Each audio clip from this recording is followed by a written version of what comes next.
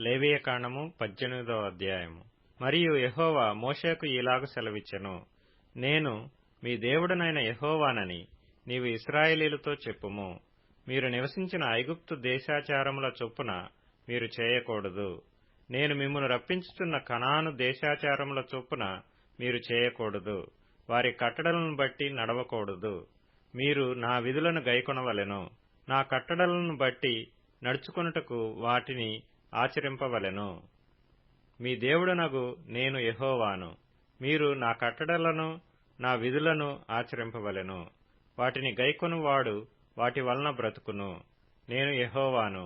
మీలో ఎవరును తమ రక్త సంబంధుల మానాఛేదనమును తీయుటకు వారిని సమీపింపకూడదు.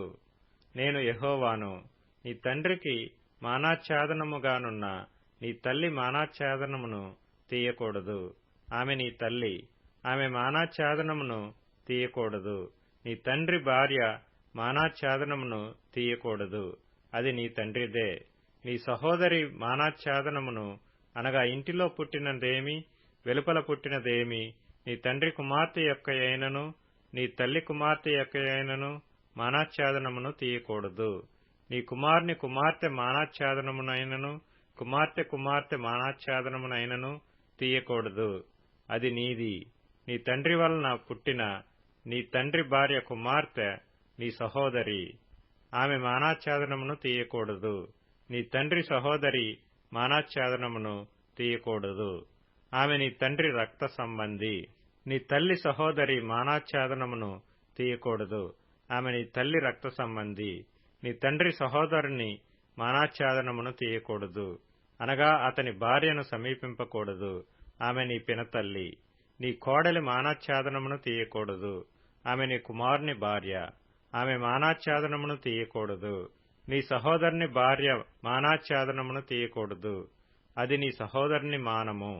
ఒక స్త్రీ మానాఛేదనమును, ఆమె కుమార్తె మానాఛేదనమును తీయకూడదు.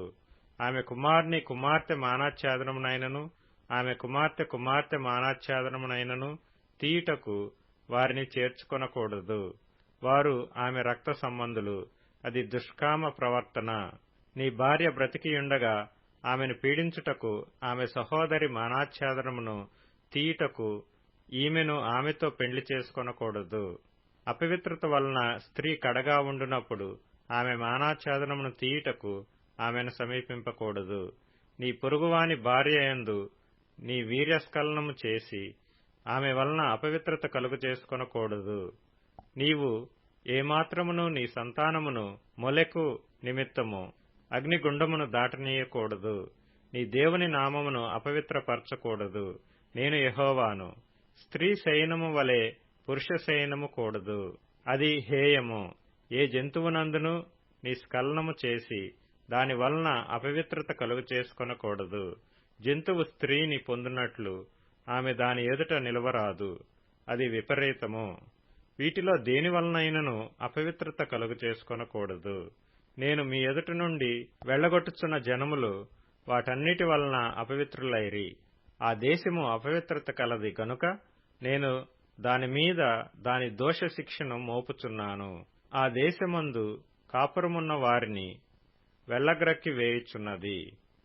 కాబట్టి ఆ దేశము మీకంటే ముందుగానున్న ప్రజలను వెళ్లగ్రక్కి వేసిన ప్రకారము మీ అపవిత్రతను బట్టి మిమ్మును వెళ్లగ్రక్కి వేయకుండునట్లు మీరు, అనగా స్వదేశీయే గాని మీలో నివసించు పరదేశీయే గాని ఈ హేయక్రియలన్నిటిలో దేనిని చేయక ఈ నా కట్టడలను నా విధులను ఆచరింపవలెను. ఎవరు అట్టి హేయక్రియలలో దేనినైనను చేయుదురో వారు ప్రజలలో నుండి కొట్టివేయబడుదురు. కాబట్టి మీకంటే ముందుగానున్నవారు అనుసరించిన ఆ హేయమైన ఆచారములలో దేనినైనను అనుసరించుట వలన అపవిత్రత కలుగ చేసుకొనకుండునట్లు నేను మీకు విధించిన విధి ననుసరించి నడుచుకొనవలెను. నేను మీ దేవుడనైన యెహోవాను.